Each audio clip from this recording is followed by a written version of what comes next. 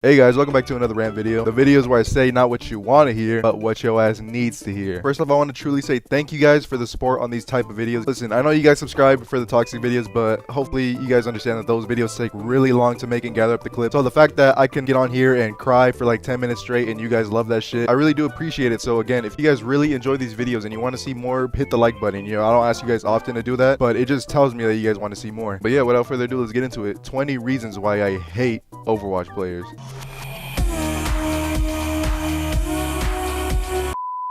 Okay, and number one, we got the awkward fanboys. I don't really understand how these videos are really educational, where he just DPSs. He plays like a DPS and just farms low elo players. And then people who aren't mechanically gifted like him try to copy him and it just doesn't work. Trying to mimic him is like watching Defran and expecting to get his mechanical skill. That just isn't how it works. It just leads to so many dog shit support players trying to get high damage games. Do you think your plat and gold teams aren't going to take that much damage to afford to be down a healer because you want to DPS like a fucking dumbass? And it's not only awkward, it's all these content creators that bash it into your head that, oh, it's support, not healer. Attention all support players. Yeah, that's right, I said support, not healers. Now, if you call supports healers, the majority of players will think that all they have to do is heal. It's support, not healer. That the role is called support, not healer. Like, who the f gives a shit? I highly doubt saying support or healer makes any difference to anything. But saying that phrase, support is not healer, as much as people do, it just bashes it into these fucking brain dead support players' brains that they need to do damage. And I know a lot of people are going to twist my words and be like, oh, Raider, so you want us to heal bot? No, you brain dead dumbass, but I also don't want you guys fucking trying to drop 7 AK damage games. The average for Ana per 10 should be 2 to 4k damage a game. Just because someone is GM on a roll doesn't make them good. I am GM1 on tank. Do you guys hear me giving out tips and tricks for being a good tank player? So when these GM and DPS players who play a role that's mechanically demanding and play support and DPS on support and climb the GM, they are not a good support player. That is just their mechanical skill. So don't listen to these content creators just because they're GM on a roll. Listen, the basics of support is having high healing and low deaths. If you can't even do that, what makes you think you can try to fucking implement DPSing into your playstyle? It just isn't gonna work. Number 2, we got Moira players, and notice how it's another support problem. I swear to God, you motherfuckers are plagued. And I'm a support player, and I already hate you guys by having one random support on my team. I couldn't imagine being a DPS or tank player having 2 of you motherfuckers on my team. Listen, you guys already know my stance on Moira. I'm not gonna say anything I haven't said already. Moira is the worst main support and second worst support behind lifeweaver. But even then, I'd rather have a lifeweaver than Moira. You same expo markers sniffing dumbasses that are gonna be in my comments defending Moira because you one trick or because you have no mechanical skill or IQ are the same people that pick Moira when you have a dive tank. Moira isn't the best support for damage. Moira isn't the best support for healing. Moira isn't the best support for utility. Moira isn't the best support for her ults. Moira isn't the best support for survivability. Everything she does, every other support does better. She is a stat padding monster, so it has you dumbasses looking at the scoreboard and thinking you're doing more than you're actually doing. Number 3, players who say counter picking doesn't exist or isn't that important. This game is as watered down rock, paper, scissors as any game gets. Yeah, you have creators like your Overwatch who are fucking super weenie hut junior munches for that Blizzard cock trying to gaslight us into thinking counter picking doesn't exist. If you're a person who thinks counter picking doesn't exist or isn't important, that is probably why you're dog shit and hard stuck in plat. Speaking of children who need to get their heads stomped into the pavement, one tricks. Now I've already had one tricks on the list previously, but I just need to bring it up again because it is so fucking irritating. One tricking ruins competitive integrity of Overwatch and makes people not want to play. And listen, you can't get mad at me for being pissed off at one tricks. It's Blizzard's fault for balancing this game to make it the most bland rock, paper, scissors shit ever. Unlike a game like Valorant where you can get away with playing any agent, one tricking in comp absolutely needs to be a bannable offense. And that leads me to number 5, which is the people who say it's just a game. The people who defend one tricks and say, oh, just let them play what they want, you know, let them have fun, you know, just focus on yourself and do your best. Fuck that. You guys are the same hypocrites who cry in match chat and say DPS and support diff when you lose, because guess what? By human nature, it isn't fucking fun to lose, especially if you're a solo queue player. By human nature, people want to win. You want to win the game, so saying it's just a game as if it's fucking fun losing because you have a fucking shitty one trick on your team. So please get out of here with that, oh, it's just a game, you know, let them play what they want. No, fuck that. It's competitive, and if you refuse to switch, you deserve every flame coming your way, and that is a fact. Number 6,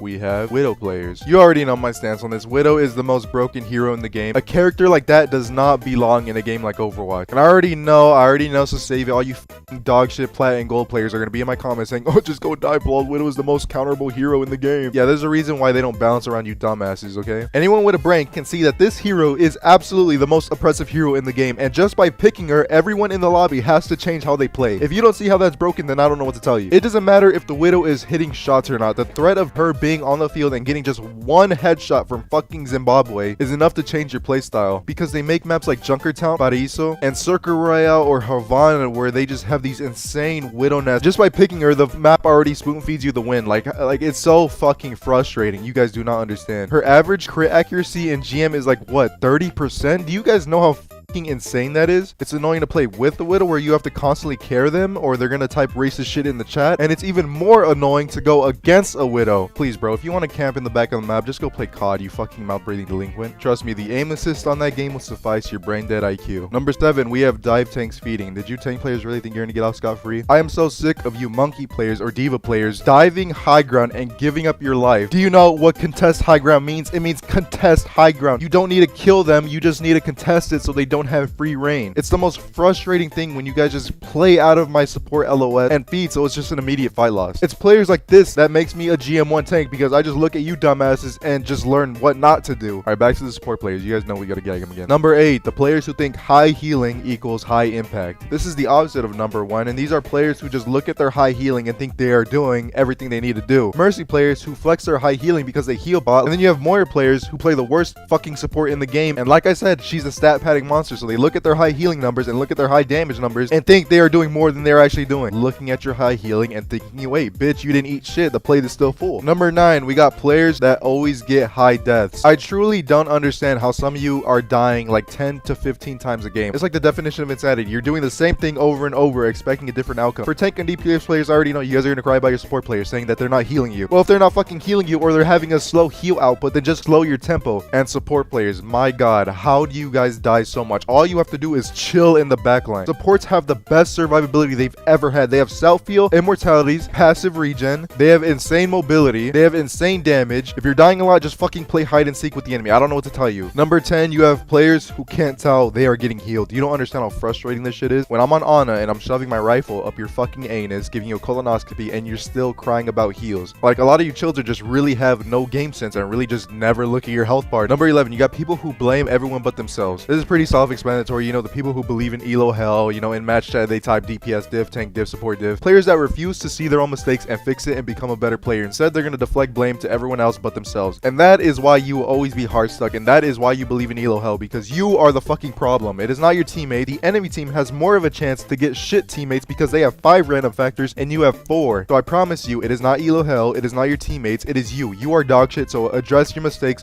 fix them, and become a better player. Number 12, players who say they can't play Mercy. If you don't want to play Mercy, then just fucking say that. Don't lie to my face saying you can't play Mercy, because it's not that difficult to play her. Now, don't come at me, Mercy, please, because Mercy is my second most played hero. So I know that she takes some IQ, but in terms of mechanical skill, she's as easy as it gets. So when you say you can't play Mercy, you're just fucking lying through your teeth, and you're basically saying, fuck off, I'm not gonna switch, and I'm gonna be a little bitch about it. Number 13 is gonna be the most controversial on this list, but it is gonna be Zen players. Now hear me out, because in my opinion, Zen is just for players who refuse to play Mercy. Mercy has better survivability, Mercy has res, Mercy has higher healing output, Mercy can pocket and enable her DPS better. Like, a lot of you Zen players really don't understand that high damage isn't what you need every game. That is just my opinion. I mean, Mercy's blue beam does 30%, Zen's Discord does 30%, but Mercy has, you know, better everything. Number 14, we have the Overwatch accents. Like, Mercy, just please stay with me. I'll like carry this whole game. Like, these kids aren't even good. Like, what is my team doing? I'm getting no support. Like, just avoid me, go next. GG's. Like, oh, it was a loss at the loading screen. My Honor's just dying of cooldown. Like, what is she doing over there? Like, no out of position, kid. My Lucio's just wall riding in the backline. Like, GG's, go next. I'm done with you shitters. Like, I'm just gonna sit in a spot in AFK. Like, peak check, kid. I peaked 4600 in Overwatch 1 and you peaked low GM. Like, I smurf your peak.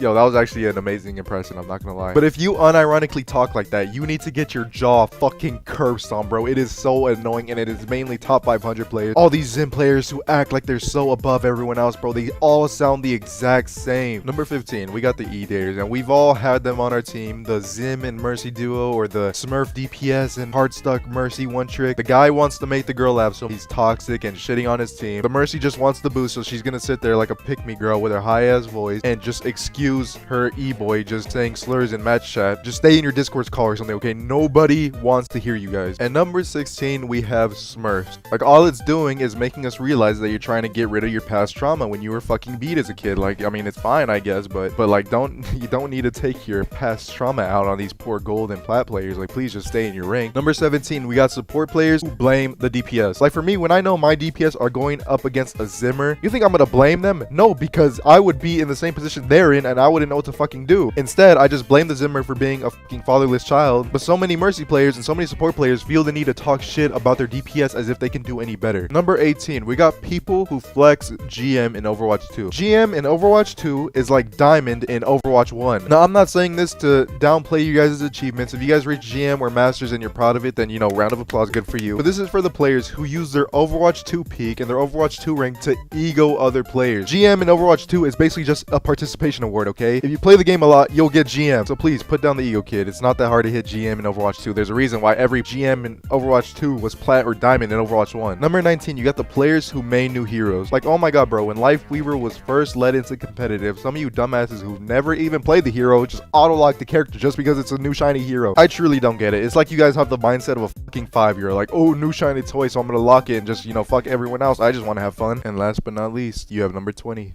the heavy breathers.